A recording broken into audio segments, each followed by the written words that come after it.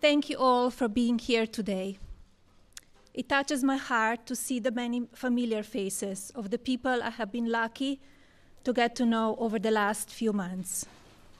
Thank you for the time and strength it takes for each of you to tell your stories. We are here today because of your courage.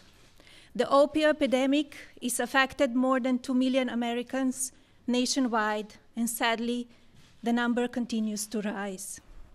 We lost more than 175 Americans to overdoses every day, and millions more are struggling with addiction. As many of you know, addiction affects children in many different ways, and I have recently taken a larger interest in what I can do to help fight this epidemic.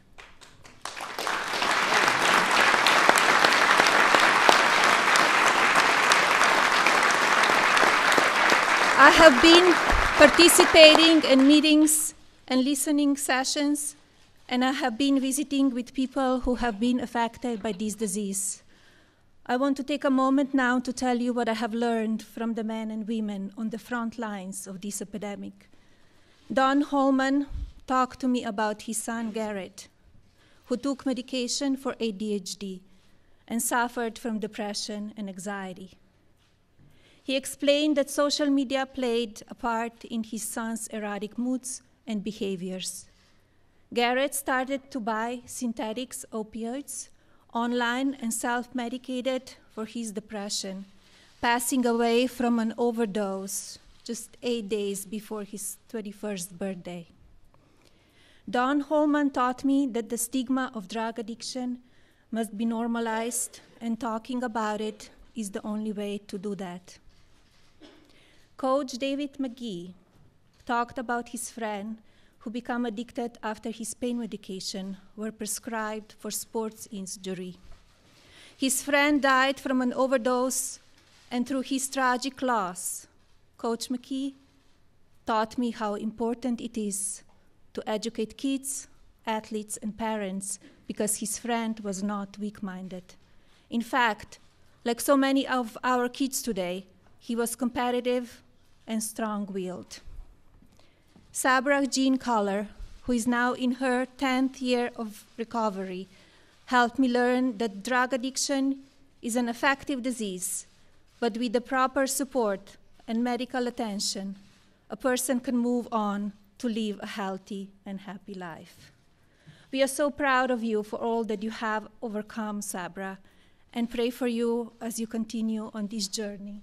Where are you, Sabra? Hello.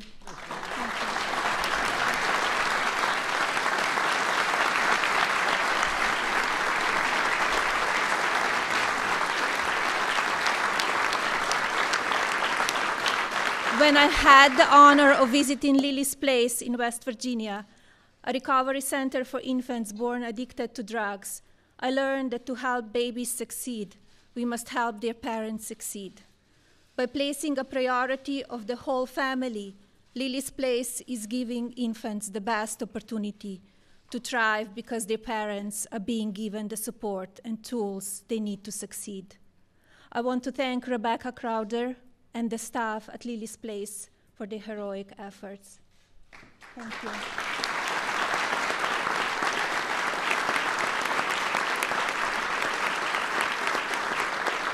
I have learned so much from those brave enough to talk about this epidemic, and I know there are many more stories to tell.